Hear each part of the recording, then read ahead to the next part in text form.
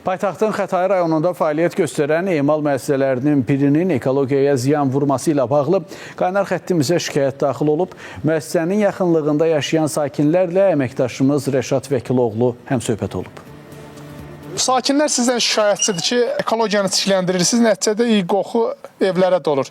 Bir dənə zəhmət olmasa açın qapını da. Bu ocaqlarda qalamamızın məqsədimiz, yəni yayılan bu həyətimizə yayılan biz milçəkləri qovmaq üçün yayılırıq ki, heç olmasa bir həyətdə hər hansı bir ağac əkmə işlərinə mi deyim, və ya da ki, hər hansı bir paltar sərmə işi olduğu zaman müvəqqəti olaraq yandırırıq ki, həminlə də heç olmasa biz milçəklər qovulsun. Plastik tullantıların emal müəssisəsinin ərazisində antisanitar vəziyyət hökm sürür.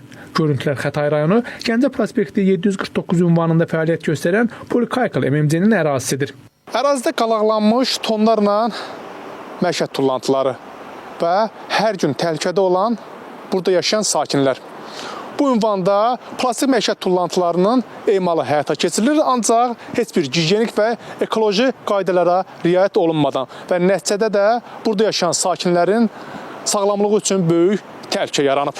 Şahidlər deyir ki, başqa ərazilərdən daşınan tullantılar emaldan öncə günlərlə müəssisənin həyətində saxlanılır və bu da ərazidə üfunət, iynə, milçək və həşəratların çoxalmasına səbəb olur. Bu zibil tullantılar, yəni pulkalar, yəni zibillikdən yığılır. Zibillikdə həmin vaxt onun üzərində qida qalıqları olacaq və yaxud da bilmədiyimiz hansı mikroblar olur. Və bu gətirilər bunu açıq sahədə saxlayırlar.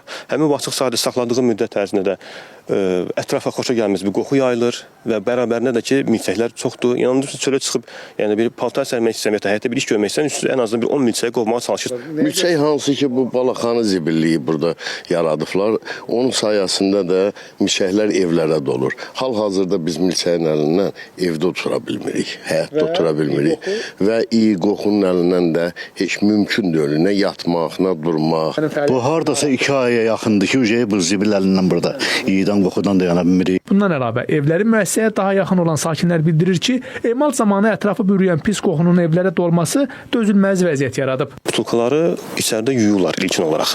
İsti suyla, deyim, və ya hər hansı bir rəngətlərdən yuyurlar. Həmin vaxtda isti buxar və suyun kontakt nəticəsində ətrafa dözülməz bir qoxu yayılır. Nəvələrim ikisi də bu dəqiqə, məsələn, aparmışıq həkimə, Qara evdə yoxucu xəstəxanasına gedib yoxlaya da bilərsiniz.